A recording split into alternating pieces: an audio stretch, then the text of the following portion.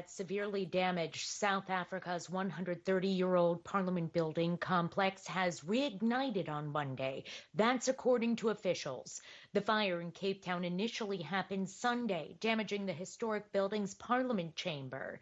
Police say a man has been charged with starting the fire, which started early in the morning local time on Sunday.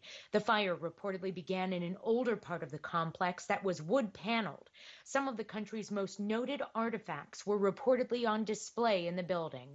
Most firefighters had left the scene but were rushed back once the fire began burning again. Former U.S. President Donald Trump endorsed Hungary's Viktor Orban on Monday. The right-wing prime minister is seeking re-election. In power since 2010, Orban is often at odds with other Western leaders. He's preparing for parliamentary elections in April or May, with his ruling Fidesz party facing six opposition parties.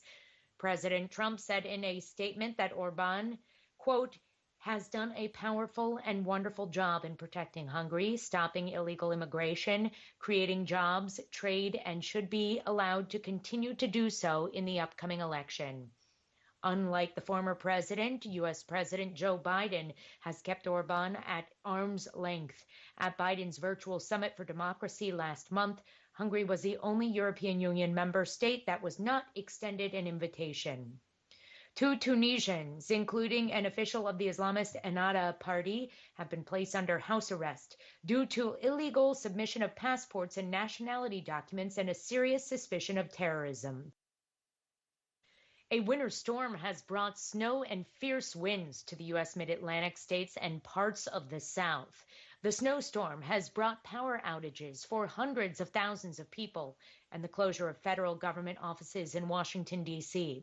Up to 25 centimeters of snow was forecast in Washington, as well as neighboring areas in the states of Virginia and Maryland through Monday. The storm stretched from the states of Florida to New Jersey, with parts of Florida's panhandle seeing a rare dusting of snow. Strong winds left more than 500,000 customers without power across the storm's reach, which included parts of Alabama, Tennessee, Georgia, Kentucky, the Carolinas, and West Virginia.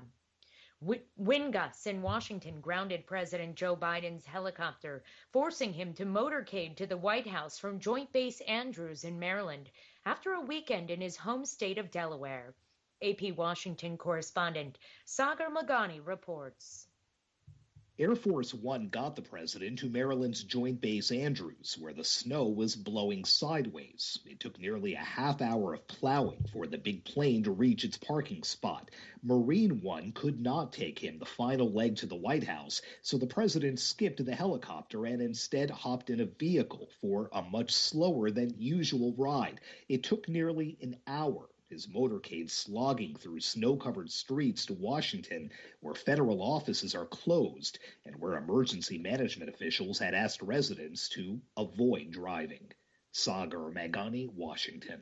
Now taking a look at U.S. politics, Majority Leader Chuck Schumer says the Senate will vote on filibuster rules changes to advance stalled voting rights legislation.